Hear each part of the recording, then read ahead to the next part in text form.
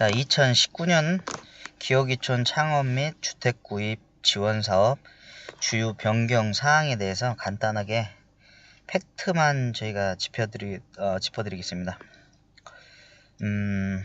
그 이전과 지금 18년과 19년도에 바뀐 거를 한번 살펴보도록 할게요.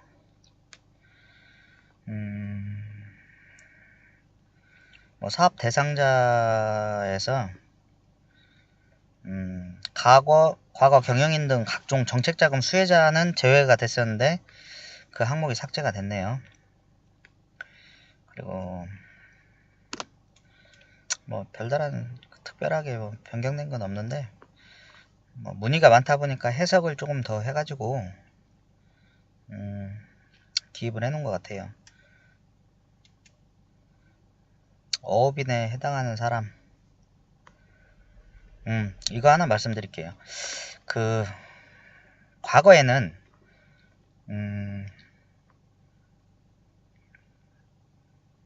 이 얘기가 뭔 얘기냐면요. 어업인 지금 귀여하시는 분들이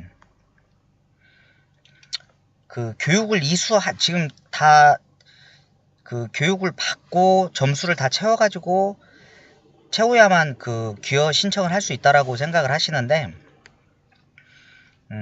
실제로 교육을 받지 않고 신청은 돼서 선정이 되신 분도 있고 교육을 받지 않았는데도 점수가 된다라면 신청을 해도 선정이 됩니다. 대신 이제 사후 교육을 받으셔야 하는 거죠. 선정이 된 이후에 1년 안에 교육을 받아서 오셔야 돼요. 기업이촌 교육을요. 그리고 각 지자체에서 서청군청에서 될 수 있으면 점수들을 평가를 잘 해서 주는 걸로 알고는 있어요. 외부 인구들이 유입이 되면 어쨌든 각 시군의 지자체 좋은 일들이니까요. 별다른 건 없고요. 이거 하나 더 말씀드릴게요. 지금 현재 사업자나 직장을 갖고 계신 4대 보험에 가입이 돼 있는 분들은 선정이 된 이후에 저희가 사업을 진행을 예를 들어 배를 사야 되는데 자금을 받아야 된다. 그러면 사업 추진 발급서라는 게 있습니다. 그거를 발급을 받기 위해서는 기존에 있는 어업에 관련되지 않은 사업자를 갖고 계시든가 개인 사업자를 갖고 계시든 법인 사업자를 갖고 계시든가 직장에 일용직이나 이런 직장들 말고요. 공무원, 교사, 공기업, 정부, 지자체, 출연기관, 농협 이런 직장을 갖고 계신 4대 보험에 가입이 돼서 직장이 있으신 분들은 다 정리가 돼야 됩니다. 퇴사 처리가 돼야 하고 사업은 폐업 처리가 돼 있어야만 추진 발급서가 발급이 돼요. 그리고 잠시만요. 조금 더 볼게요.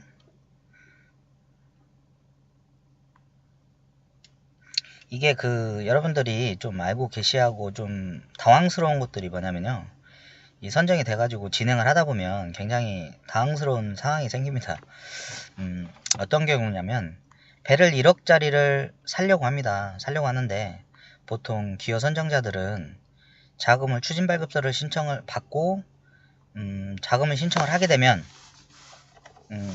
은행에서 수협에서 저는 1억짜리를 배를 샀기 때문에 수협에서 1억을 다 해주겠다라고 생각을 하시는데 그렇지 않아요. 물건은 금융권에서 감정을 합니다. 감정을. 근데 현 시세라는 거죠. 현 시세를 보는 거죠. 1억짜리 내가 1억에 매매를 했다 한들 현재 감정을 해가지고 배를 감정을 하게 되면 감정가가 굉장히 낮게 나옵니다. 그래서 1억짜리 내가 실제 요즘 거래되는 거 보면 연한 자망이나 연한 복합들이 한 3천 중후반대에서 4천 초반대에 거래되는 걸로 알고 있어요. 배하고 3톤 미만 2톤짜리 3톤 미만짜리로 봤을 때 허가 4천에 넉넉하게 잡겠습니다. 허가 4천에 배와 엔진 뭐 장비 포함해가지고 구입을 하면 매매 가격이 보통 한 8천에서 9천 정도 나올 거예요. 뭐 좀 괜찮은 거 쓸만한 거 매입을 하면요. 9천을 받는데 수협에서 감정이 나오면 감정 가격은 배 같은 경우 한 2천 얼마밖에 안 나옵니다. 3천 이렇게밖에 안 나와요. 굉장히 당황스럽죠. 그러면은 뭐 8천에 샀는데 3천이 나온다? 5천은 자부담을 해야 되는 거죠. 근데 이게 그렇진 않고요. 허가는 매매가 안 됩니다. 원래 원칙적으로 허가는 우리가 나라의 바다를 사용할 수 있는 어획권이지 우리가 면허가 아니에요. 허가지. 나라의 바다를 우리가 어업을 할 수 있게끔 허가를 해준 거지 나의 재산이 될 수가 없습니다. 어업권은. 그리고 면허가 아니기 때문에 매매 자체가 원래는 원칙적으로는 안 되지만 택시 허가처럼 뭐 감척을 하고 척수가 줄다 보니까 허가 가격이 계속 상승하고 있는 거죠.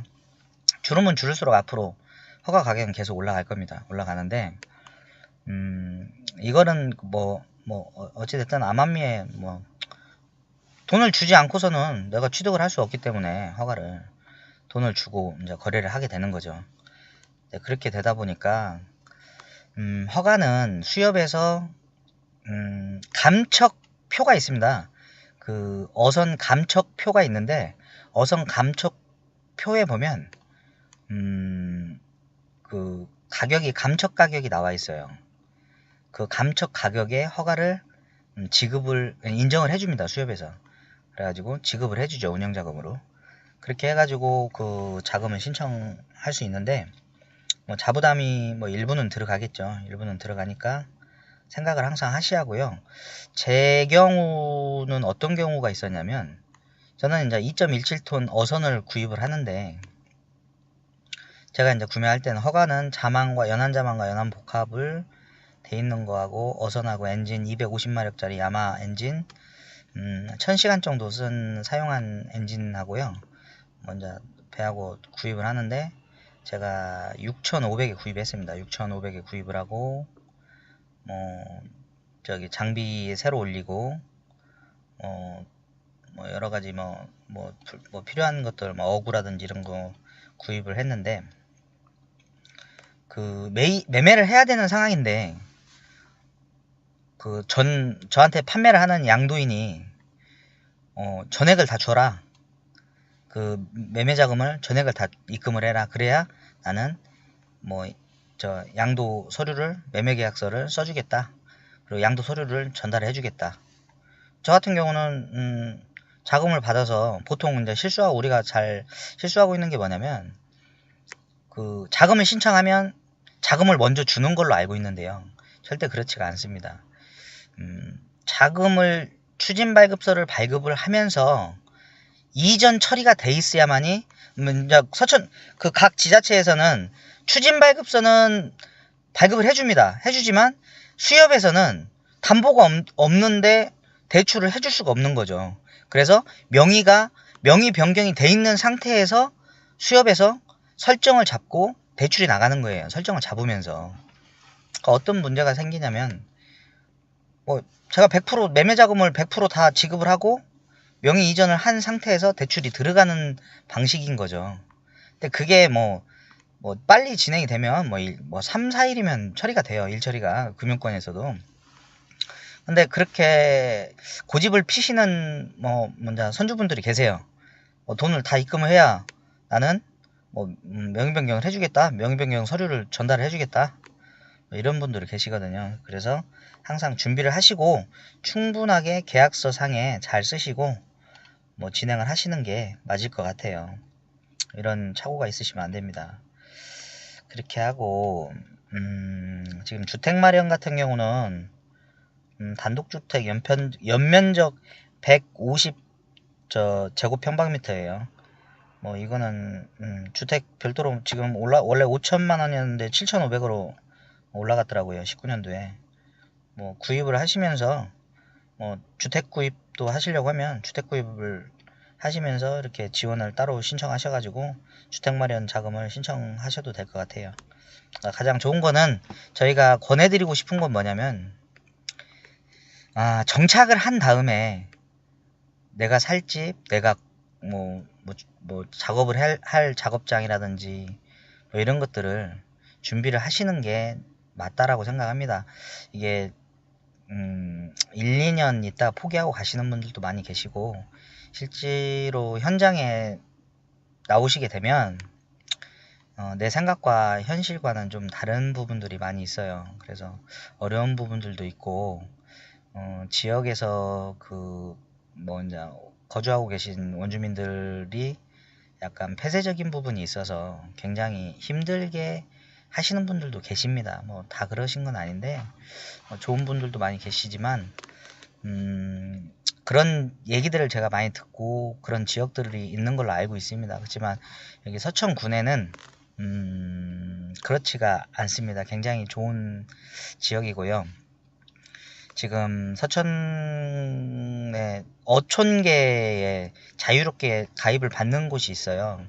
저희가 송석 어촌계라고 이번에 지금 뉴딜 사업에 선정이 돼가지고 해수부에서 정부에서 지원을 받아가지고 또 먼저 더 좋아지게 개발을 하고 있는 걸로 알고 있는데 그런 어촌계들도 있고요. 그리고 여러분들이 양식업을 하지 않을 거면 어선업이라든지 낚시업을 하실 거면 어촌계에 가입하실 필요는 없습니다. 사실 거기에 굉장히 저희도 교육을 다녀보고 하면 어촌계 가입에 굉장히 연연을 많이 하세요. 근데 여러분들이 어업을 하시고 낚시업을 하시는데 어촌계에 도움을 받을 게 있긴 있겠지만 가입을 안 한다 하더라도 뭐 운영을 하는데 아무 문제가 안 됩니다. 그리고 여러분들이 어촌계에 가입이 된다고 안 되는 게 되는 건 아니에요. 그건 알고 계셔야 돼요. 저 같은 경우도 어촌계에는 가입이 안 돼 있습니다. 안 돼 있고 수협 조합원은 가입을 하시면 좋죠. 수협에 이제 조합원 가입을 하시고 그분들과 소통을 하고 도움을 받고 하면 좋고 굳이 그것도 가입을 안 하시는 분들도 계세요. 그러니까 너무 어촌계라든지 뭐 이런데 뭐 크게 뭐 이렇게 생각하실 필요는 없어요. 고민하시고 스트레스 받으실 필요는 없어요. 수협 조합원은 지금 출자금이 한 300만원 정도 될 겁니다. 300만원 내면은 서천 수협이나 서천군 수협이나 저기 서천 서부 수협도 가입이 가능한 걸로 알고 있습니다. 300만원 정도면 가능하니까 그거는 뭐 언제든지 가입을 하시면 되고요. 자, 이어서 가보겠습니다. 여기에 보시면 변경된 게 지금 낚시샵, 낚시업, 펜션, 민박 단순 판매 시설을 목적으로 하는 경우는 지원에서 제외되는 걸로 알고 있어요. 제외가 됩니다. 그리고 이게 지금 여러분들이 자금을 받는데 수협에서 100% 해주는 게 아니에요. 자금 흐름이 어떻게 되냐면 절차가요. 서천군에 내가 어떠한 선정이 돼가지고 기여인으로 선정이 돼서 추진발급서를 발급을 받고 나면 대출 신청을 먼저 해야겠죠. 우선적으로. 그러면 수협에 방문을 해서 대출이 내가 되는지 얼마나 되는지 조회를 한번 해봐야 됩니다. 근데 이거는 아까 저희가 말씀드린 것처럼 기여는 정부 융자예요. 보조가 아니고 융자입니다. 내 신용으로 내가 대출을 받는 거예요. 착각하시면 안 돼요. 단 정부에서 이율을 보존을 해주는 거예요. 이윤을 보존을 해주는데 신용보증기금에서 신용보증기금이라고 농심보라는 곳에서 보증을 해줍니다. 몇 프로를? 95%를. 그러면 수협에서는 나머지 5%를 보존을 해주는 거예요. 근데 수협에서는 기여자금 대출을 나가도 수익이 많지가 않습니다. 연 2%니까 수익이 뭔 수익이 있겠어요. 자, 그러면 수협에서 5%의 부담을 갖고 가야 돼요. 그러다 보면 감정도 해야 하고 외부 감정 하게 되면 감정비용 발생되죠. 그 2% 빼려고 해봐요. 그렇죠? 돈이 안 되겠죠. 예전에는 약간 굉장히 소극적으로 했는데 지금은 기여인들이 많다 보니까 적극적으로 상담도 해주고 하는 걸로 알고 있습니다. 각 수협들이. 근데 그 신용보증기금에서 한도가 나와야 돼요. 우선 농심보 한도가 있고, 자, 수협에서 또 별도로 신용 조회를 하겠죠.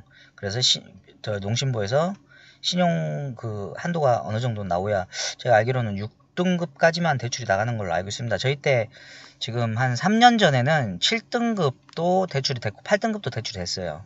근데 지금은 아마 6등급까지 되는 걸로 알고 있는데, 그 자세한 거는 금융기관에 방문하시면 되고요. 그 지역 그 수협에서 좀 어렵다, 내가 뭐 진행을 하는데 지역 수협에서 아무래도 주관적인 부분이 있어요.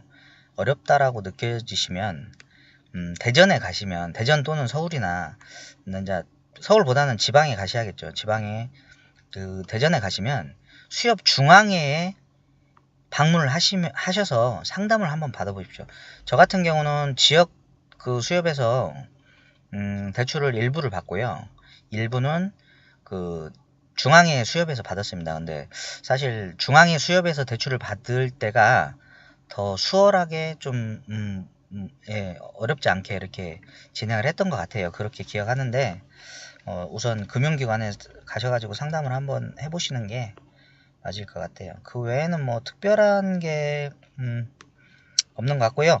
이게 그 지금 여기에 보시면 사업자금 우선적으로 지원이라고 써 있습니다. 이거는 뭐냐면 각 매년 서천군 각 해수부에서 정부에서 그 예산이 세워져서 그 지자체별로 이렇게 분산을 합니다. 분산을 하는데 이 서천 수협에 이 자금이 배정을 받는데, 그 배정을 뭐 선정이 다 됐는데 선정자들이 한 번에 다 초반에 대출을 받았어요. 그러면 여러분들은 순위에 밀려가지고 자금이 다시 확보가 될 때까지 대기를 하셔야 돼요. 그래서 항상 수협에 자금이 어느 정도 남아 있는지 확인을 해야 됩니다. 해서 그 사업 자금을 신청을 하면 되고요. 저 같은 경우도 이 사업 자금이 지역 수협에 자금이 남지 않아 가지고 제가 중앙회에서 대출을 진행을 한 적이 있어요.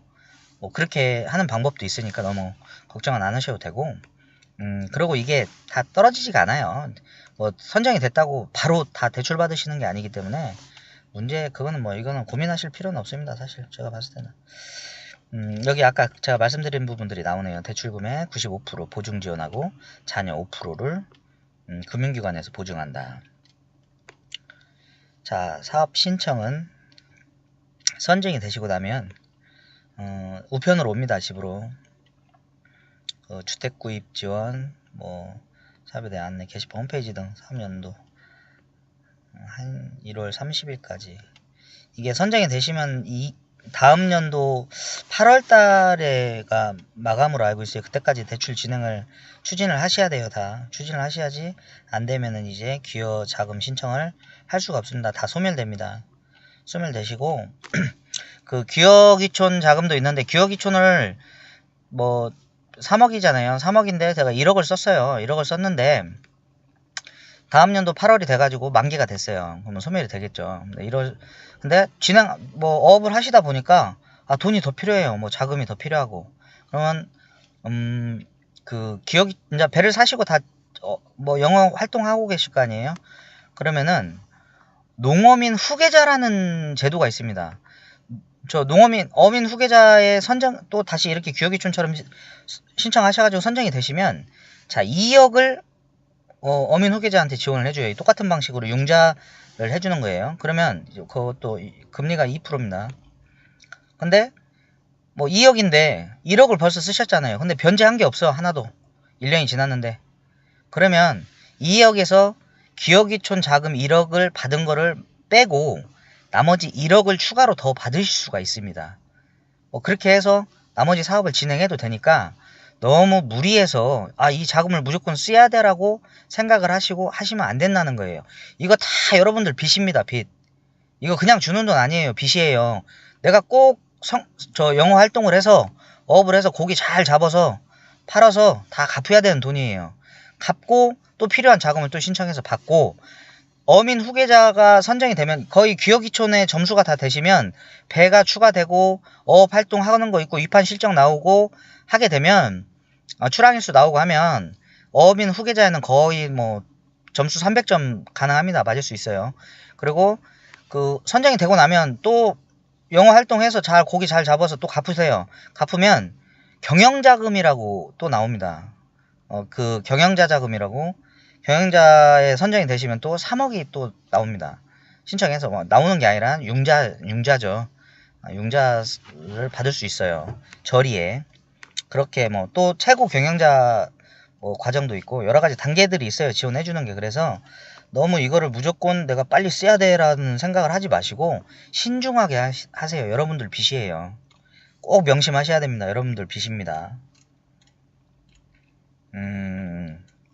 그리고 뭐 특별한 건 없네요. 사업 추진 실적 확인서를 신청을 하면 선정된 후에 하면은 이제 뭐 대출 진행을 할 수가 있는 거예요. 이게 없으면 진행이 안 됩니다.